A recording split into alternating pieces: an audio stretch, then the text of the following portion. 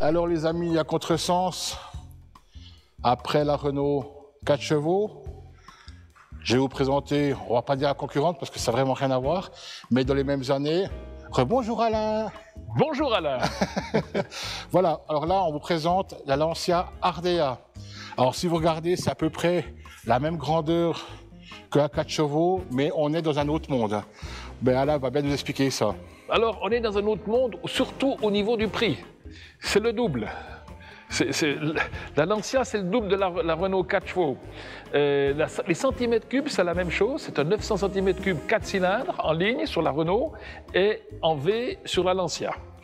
Et la particularité de cette voiture, qui est vraiment une particularité assez exceptionnelle, c'est que c'est une 5 vitesses.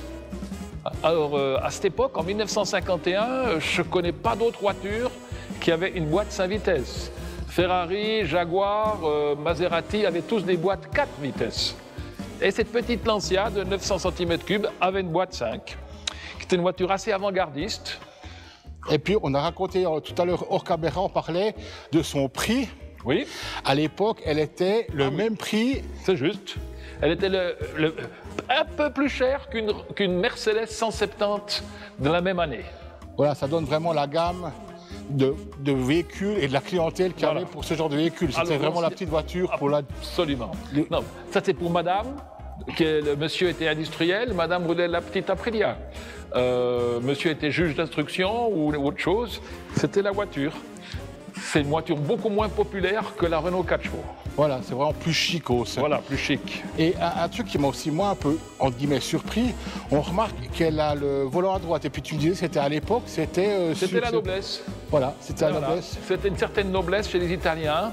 Et juste avant la guerre, c'était aussi chez les voitures françaises. Beaucoup de Delahaye, Talbot sont de direction à droite et qui ne sont pas été en Angleterre, qui sont roulés en Europe. Voilà, c'était la... Mais ça, c'est parmi les dernières, avec l'Aurelia B20 aussi. Elle avait encore souvent les directions à droite.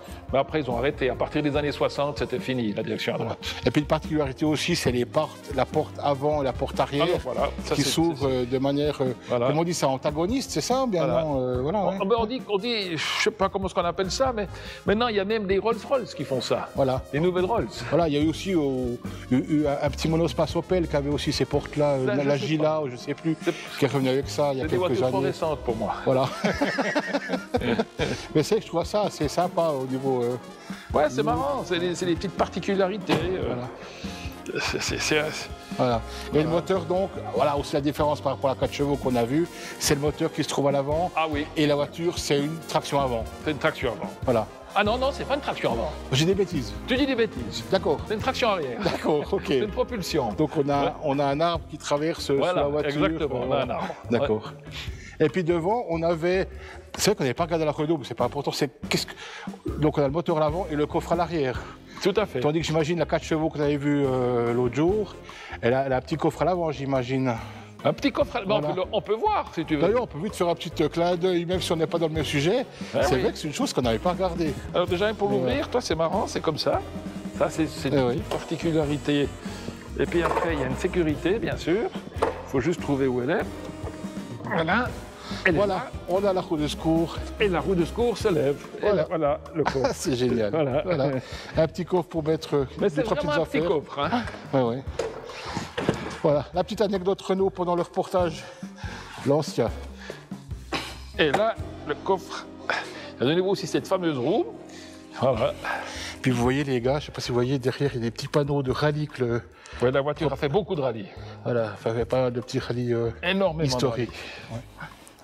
Et puis là on voit, c'est même écrit Ardea, Lancia Ardea dans les feux orange, tu vois, c'est vraiment super. Oui, alors ça c'est des clignotants, mais en Suisse après on a dû mettre ça. Ouais. Ça c'était, d'origine c'était ça. Voilà, et après je pense pour les normes, pour les normes on a dû mettre ça. Voilà. Et j'aime bien aussi cette lunette arrière très arrondie. Ça donne un côté cox, tu sais. Alors, il y a une modèle, le modèle qui est l'Aprilia, qui ressemble énormément à cette voiture, mais elle a le split window, la vitre séparée. Ouais, d'accord, ok, donc c'est vraiment, on est dans la même... Exactement, qu'elle vaut un peu plus cher. Ouais. Et tu vois, il y a un petit rideau ici. Tu vois, ce petit rideau, que c'est d'origine, ouais. il n'est plus en bon état, mais il est d'origine. Et tu le montes depuis devant, il y a une tirette, tu tires, et ça ferme. D'accord, c'est carrément depuis devant, donc tu as carrément un système dans le ciel, si on veut bien, qui... Dans le ciel, exactement. Je ne sais pas si tu vas la voir, là-bas. Elle est là-bas. C'est la petite tirette. Ça, là. Voilà. C'est complètement fou, quoi. Ah ouais.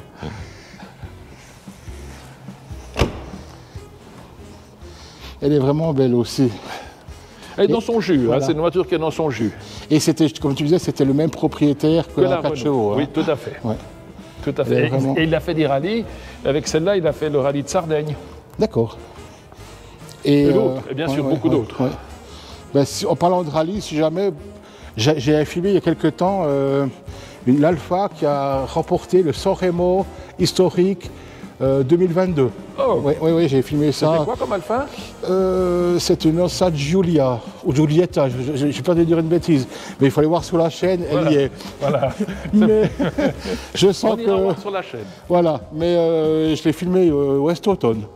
Ouais. Ah ben. Ouais.